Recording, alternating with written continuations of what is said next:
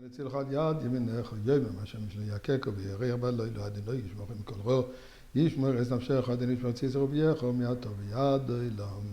Friends, I do not have over here a pushka where I am right now, so I ask you please put a coin in the pushka and put one for me too. Thank you so much.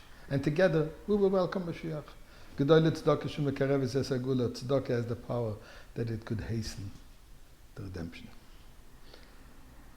We're still in the Shavuos mode. It's Erev Shabbos. I want to share with you a story about the power, the importance, the relevancy of Torah. There was a famous Goyen. It's called Rabbi Zushe Silberstein, the Rogatchover. Lived in the previous generation. They said about him that if he would have been in the time of the Talmudists, he would be like one of them. Suffice to say this as a description of the individual. He was a very direct person. Some maybe would even call him impatient. In terms of anybody would come with narishkeit, something that would take away from study of Torah, he would not appreciate it. Unless it was to do a favor to somebody else. To do a favor for another person, for another Jew, he would go the length. So a story is told, and I heard it actually from Rav Dubov, who was a great Talmud Chacham in England, and he shared with me the following story. The Rogatchover, as he was called, the Rogatchover going, the genius of Rogatchov, he had a grandson that, for whatever reason, studied engineering, particularly in building bridges. Apparently in engineering it's one of the difficult engineering feats. Smart student, religious boy, doing what it's supposed to, the unusual kind of a student in your Russian university, but he kept his Jewish Chassidic attire as well as his studies.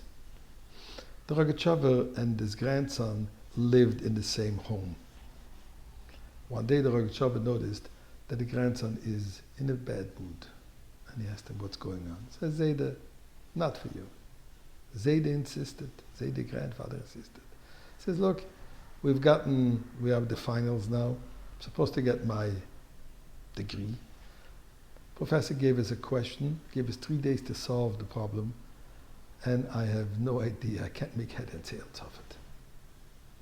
And I'm nervous. Can you tell me what it is? Zayda, please. Your learning is more important. Nevertheless, so the grandson, in a few words, explained the problem. And the Zayda on the spot gave him the solution. He said, what? This is the answer, like this, like this, like this, and like this, and done. The grandson was shocked, but he captured the idea of what the grandfather said, and he put it down in his proper language. After 3 days, he comes back to school, and he hands in the response. Turns out that he's the only one. Professor calls him aside and said, tell me, after looking and seeing that he actually gave an answer, says, who gave you that answer? He says, look, I know you didn't do it. I need to know who was the one to give you the answer.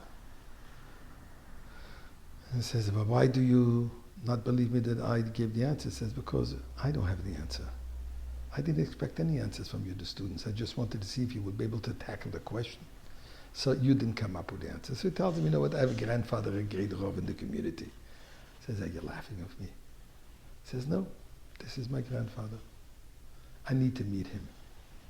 Grandson says, I'm not sure I'll be able to get you an appointment because my grandfather doesn't spend any time other than study Torah. He says, look, if you can't get me an appointment with your grandfather, I don't believe anything you say, and you will be not only not receiving your degree, but you will be fired from all the universities. You'll never be able to step into university again. Grandson comes home, and he's in a quandary. And he decided not to tell anything his grandfather. But the grandfather picked up. And grandfather asked him, Nuvasis, wasn't good. So he says, yes. So what's the problem? He tells him, the professor wants to meet with you. Tell him I'll give him 3 minutes. Anyway, in the meantime, the professor found out who the Rogatchover Gaon is, and he was very appreciative of the fact that he would give him a 3-minute audience.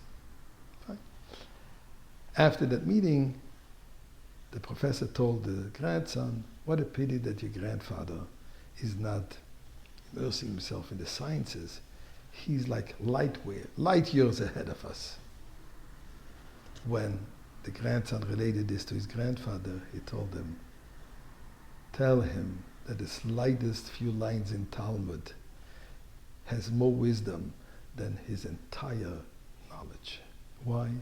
Because the Torah deals with infinite, and he deals with the finite matters. How can you compare one to the other?